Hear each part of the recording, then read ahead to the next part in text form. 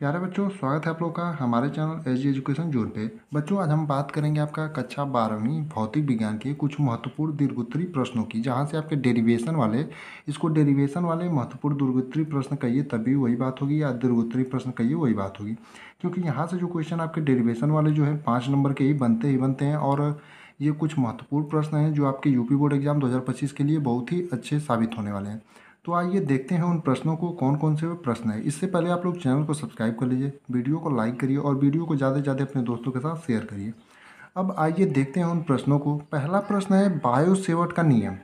यानी कि bio Savart का नियम जो आता है वो पूरा आपको सिद्ध करने को फॉर्मूला आता है, तो इसको बायो सेवर्ट का नियम भी देखेंगे क्या होता है, और इससे जो फॉर्मूला हम निकालते हैं यानी चुंबकीय क्षेत्र का परिणाम, यहाँ से हम चुंबकीय क्षेत्र की तीव्रता का जो परिमाण निकालते हैं वो भी निकाल करके पूरा देखेंगे। तो इसको आप लिखेंगे कैसे, पूरा हम डिटेल में आपको बताएंगे। बायो सेवर्ट का नियम, इस नियम के द्वारा किसी धारावाही चालक में प्रवाहित धारा के कारण उत्पन्न चुंबकीय क्षेत्र की तीव्रता का परिमाण ज्ञात किया जाता है। यानी जो बायो सेवर्ट का नियम होता है, इस नियम के द्वारा जो आपका होता है किसी धारावाही चालक, यानी कोई धारावाही चालक हो में प्रवाहित धारा, यानी किसी धारावाही चालक में प्रवाहित धारा जो होती है उसके कारण उत्पन्न चुंबकीय क्षेत्र की तीव्रता का परिमाण ज्ञात किया जाता है। यानी कोई धारावाही चालक आपका हो गया, मान लीजिए ये हमने जो फिगर बनाया है, इस फिगर को आप देख सकते हैं, ये कोई आपका धारावाही चालक हो गया। इसमें कोई आपकी प्रवाहित धारा है, यानी इसमें कोई प्रवाहित धारा आपकी मान लीजिए आई है, तो उस धारा के कारण इसमें जो आपका चुंबकीय क्षेत्र की तीव्रता का जो उत्पन्न होता है उसी का आपको परिमाण ज्ञात करना रहता है। तो आइए देखते हैं उस चुंबकीय क्षेत्र की तीव्रता के परिमाण को हम किस प्रकार से ज्ञात करेंगे। माना किसी चालक में प्रवाहित धारा आई, मान लीजिए हमारा ये कोई चालक है और इसमें जो प्रवाहित धारा है वो क्या है, आई है, और चालक से r दूरी पर बिंदु P है। और यहाँ जो ये चालक है हमारा, यहाँ से जो ये मान लीजिए मध्य, ये चालक का कोई बिंदु है, यहाँ से r दूरी पर ये कोई बिंदु P स्थित है। दूरी पर बिंदु P है जिस पर हमें चुंबकीय क्षेत्र की तीव्रता का परिमाण ज्ञात करना है। जहाँ पर यानी कि चालक से किसी बिंदु से r दूरी पर कोई बिंदु P स्थित है, जहाँ पर हमें जो है चुंबकीय क्षेत्र की तीव्रता का मान ज्ञात करना है, यानी dB। जैसे आप कह सकते हैं चुंबकीय क्षेत्र की तीव्रता का मान, जब इसका हम समाकलन कर लेंगे तो सिर्फ b ही बचता है, लेकिन पहले इसे dB से दर्शाएंगे। अब चालक का जो अल्पखंड, यहाँ पर चालक का एक अल्प छोटा सा खंड है dl, तो चालक के अल्पखंड dl के कारण माना उस बिंदु पर चुंबकीय क्षेत्र का परिणाम dB है। यानी चालक का जो अल्पखंड dl है, इसके कारण यहाँ पर जो आपका बिंदु P है वहाँ पर चुंबकीय क्षेत्र का जो परिमाण है आपका मान लेते हैं हम dB है। अब किस प्रकार से इसे प्रूव करेंगे, तो dB is directly proportional to I, यानी dB जो है डायरेक्टली यानी समानुपाती है किसके, I के, यानी कि आपका जो धारा प्रवाहित हो रही है चालक में उसके समानुपाती है। और dB जो है साइन थीटा के समानुपाती, यानी dB जो है चालक और जो आपका ये चालक है और जो कुछ अल्प r दूरी पर जो बिंदु P है और उनके बीच में जो कोण बन रहा है थीटा, यानी कि साइन थीटा, उसके समानुपाती है। इसी प्रकार जो dB है आपका dl के समानुपाती, यानी dB जो है वो चालक के अल्पखंड जिसको dl हमने माना था उसके भी समानुपाती है। और dB जो है वो व्युत्क्रमानुपाती है, जो आपका चालक था उस चालक से r दूरी पर जो बिंदु P था, तो जो दूरी थी उसके वर्ग के व्युत्क्रमानुपाती है, यानी कि dB जो है उस चालक के वर्ग के व्युत्क्रमानुपाती है। यानी dB आप देख सकते हैं चालक में प्रवाहित धारा के समानुपाती, और उस पे चालक और जो बिंदु था उसके बीच के कोण के समानुपाती, और जो अल्पखंड था चालक पे स्थित उसके समानुपाती यानी dl के, और जो उनके बीच दूरी थी यानी चालक से P बिंदु के बीच जो दूरी थी उसके वर्ग के व्युत्क्रमानुपाती है।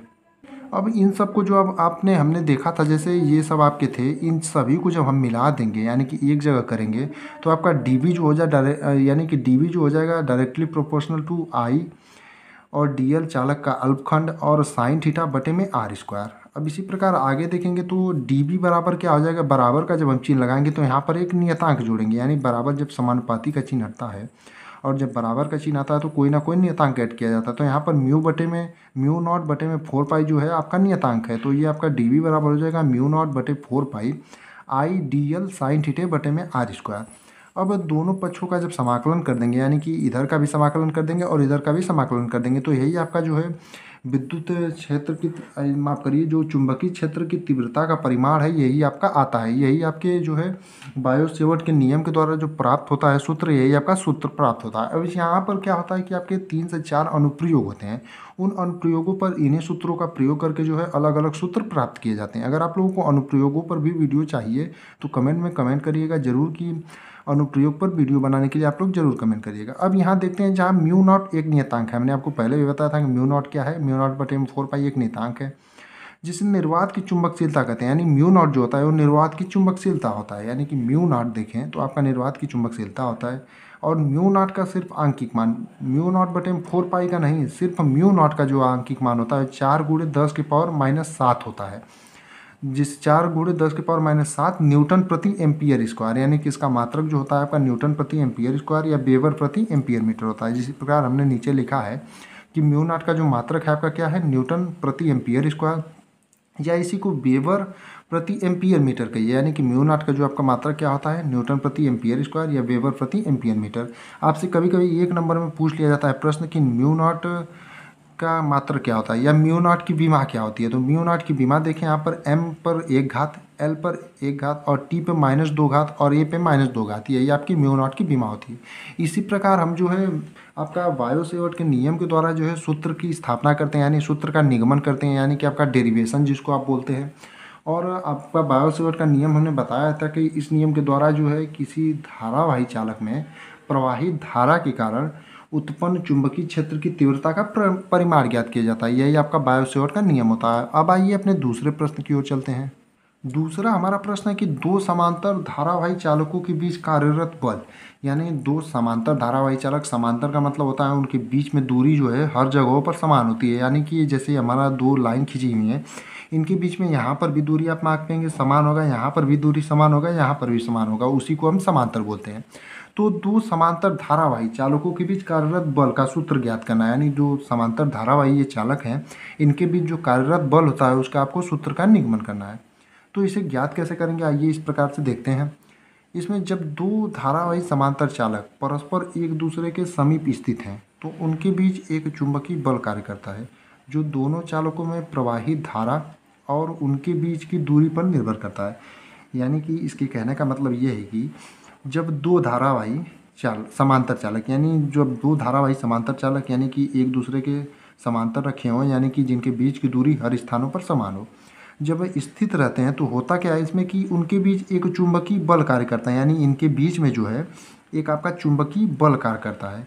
जो चुंबकीय बल होता है, ये जो होता है वो दोनों चालकों में प्रवाहित धारा, यानी जैसे पहले चालक में प्रवाहित धारा आपकी I1 हो गई और दूसरे चालक में प्रवाहित धारा जो हो गई I2 हो गई, इनके ऊपर निर्भर करता है। और दोनों चालकों के बीच की ये दूरी जैसे होगी, यानी दोनों चालकों की बीच की जो दूरी हो जाती है उनके ऊपर निर्भर करता है। यानी कि धारा के ऊपर निर्भर करता है और दूसरा किस पर निर्भर करता है, आपका दोनों चालकों के बीच की दूरी।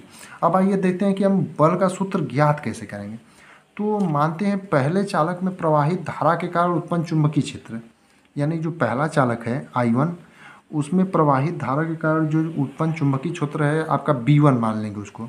तो आपके पहले चालक में प्रवाहित धारा के कारण उत्पन्न चुंबकीय क्षेत्र B1 बराबर हो जाएगा म्यू नॉट I1 बटे में 2πr। ये आपका चुंबकीय क्षेत्र हो जाएगा पहले चालक में प्रवाहित धारा के कारण।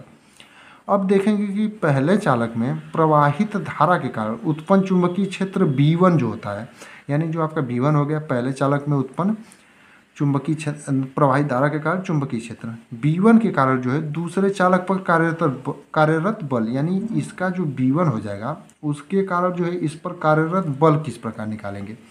तो इसके कारण जो इस पर कार्यरत बल आपका हो जाएगा वो F2 हो जाएगा।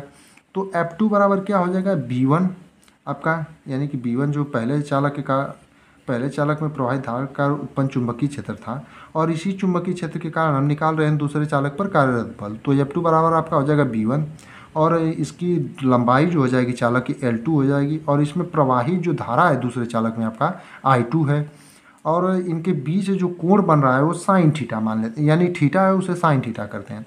तो F2 बराबर आपका हो जाएगा B1 का जैसे हम मान देख सकते हैं, B1 का हमने यहाँ पर मान निकाला था म्यू नॉट I1 बटे में 2πr। तो यहीं से आपका B1 का मान यहाँ पर उठा करके रख देंगे तो आपका F2 बराबर हो जाएगा म्यू नॉट बटे में 2 पाई are I1 I2 L2 sine theta. अब यहाँ पर थीटा बराबर अगर मान लें कि दोनों चालकों के बीच जो बना कोण थीटा था वो थीटा 90 डिग्री था, यानी कि सम कोण पर दोनों चालक स्थित हैं। यानी कि इसकी केस की स्थिति मान लें कि दोनों सम कोण पर स्थित हैं, तो आपका जो F2 बराबर क्या हो जाएगा साइन थीटा, यानी साइन 90 डिग्री का मान आपका 1 होता है, तो आपका 1 उसी तरह खत्म हो जाएगा। तो F2 बराबर हो जाएगा म्यू नॉट बटे में 2 पाई आर I1 I2 L2, यानी कि यही आपका जो सूत्र होता है वो आपका दो समांतर धारावाही चालकों के बीच स्थित बल का सूत्र होता है। अब ये जो सूत्र होता है आपका चालक की संपूर्ण लंबाई पर जो कार्यरत बल होता है उसका सूत्र होता है। यदि हम बात करें यहाँ से, अगर आपसे पूछ दें कि चालक की एकांक लंबाई पर कार्यरत बल का सूत्र किस प्रकार आप ज्ञात करेंगे, तो चालक की एकांक लंबाई पर कार्यरत बल जो आपका हो जाएगा F2 बटे में L2 हो जाएगा। F2 बटे में L2 बराबर म्यू नॉट बटे में 2 पाई आर I1 I2 इसे कर लेंगे।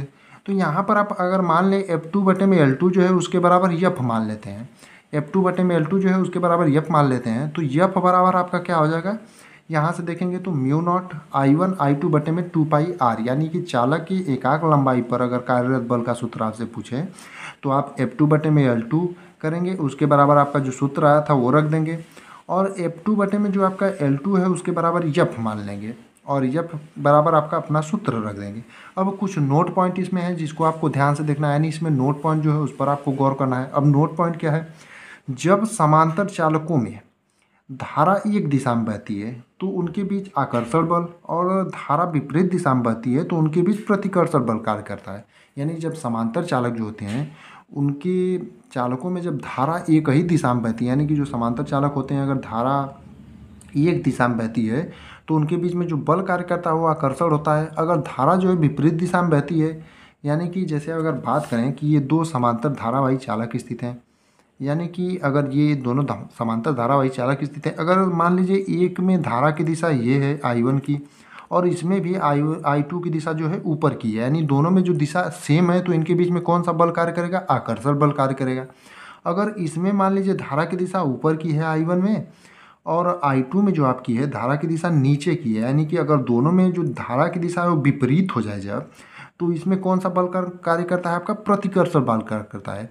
इसी प्रकार आपको ये नोट पॉइंट जो है इसको भी ध्यान से देखना है। इसमें हमने आपको दो महत्वपूर्ण डेरिवेशन वाले प्रश्न बताए हैं जिसको आपको एकदम अच्छे से एकदम हल के साथ बताया, तो इसको आप लोग पूरा वीडियो को देखिएगा और इसको तैयार कर जाइएगा। इससे पहले हम केमिस्ट्री का भी अच्छे से कराते जा रहे हैं और फिजिक्स का, हिंदी, इंग्लिश सभी सब्जेक्टों का आपका पूरा एकदम प्रॉपर टॉपिक वाइज ख़त्म करते जा रहे हैं। आप लोगों को कोई दिक्कत ना हो इसीलिए हमने प्लेलिस्ट हर सब्जेक्ट का बना रखा है, जिससे आप लोगों को टॉपिक खोजने की ज़रूरत ना हो। आपको जो भी टॉपिक पढ़ना हो जो हम पढ़ा चुके हैं वो प्लेलिस्ट में जाइए।